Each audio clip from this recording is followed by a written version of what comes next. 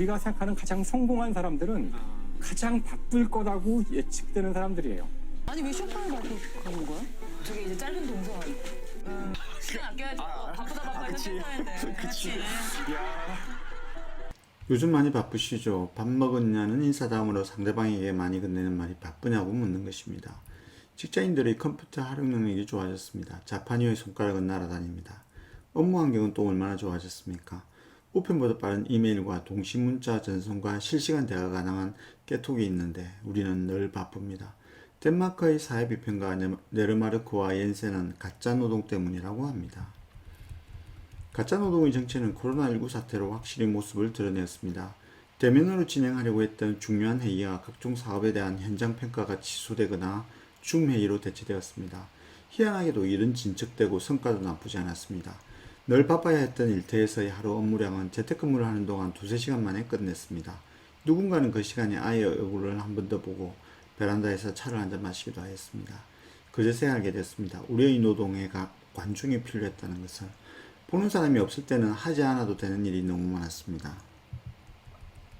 가짜 노동의 공동저자 네르마르크와 옌센은 노동의 기운을 살펴보고 다양한 직종의 노동자를 인터뷰하여 가짜 노동의 정체를 낱낱이 파헤칩니다.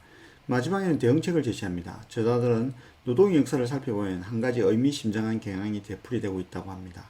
누군가 더 효율적으로 시간을 절약할 방법을 알아내면 또 다른 누군가는 그 시간을 사용할 새로운 방식을 알아낸다는 것이죠.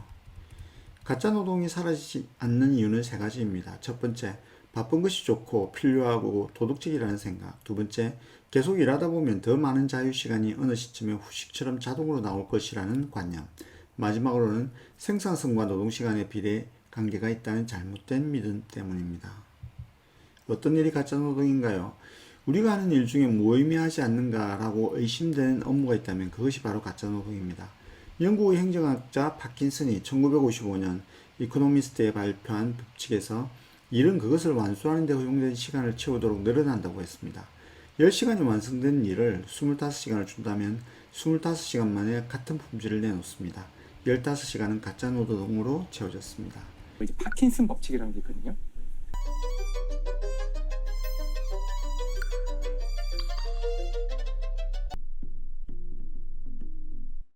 가만히 보면 열심히 분주하게 일을 하고 있긴 해요. 언제나. 근데 뭐 그거를 뭐 한 달 내에 하라 그래도 마치고 15일 내에 하라 그래도 마치고 뭐 일주일 내에 하라 그래도 마치는데 주어진 시간에 관계없다는 거예요.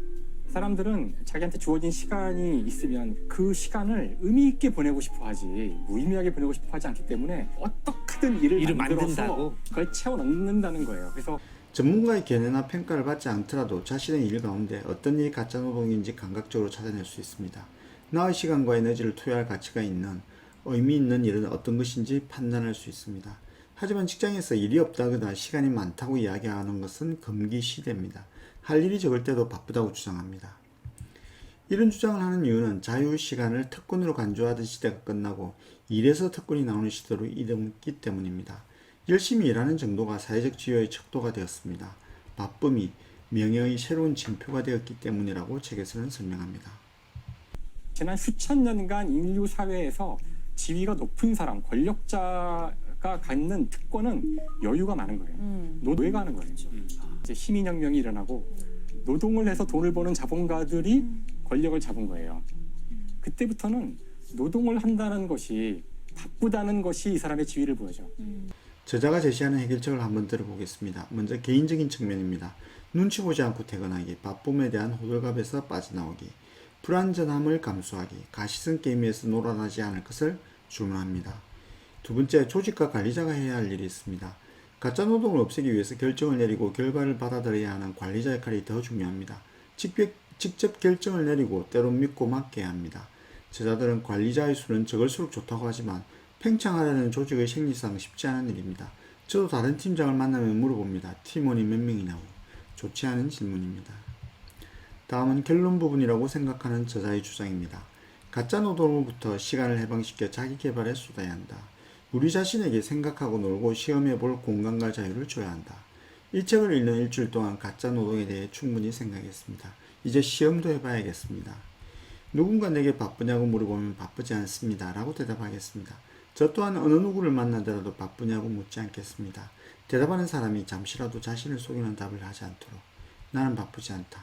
바쁜 것이 게으른 것이다. 이상으로 가짜 노동에 관한 책을 소개하였습니다. 감사합니다. 구독과 좋아요도 부탁드립니다. 책임전가였습니다.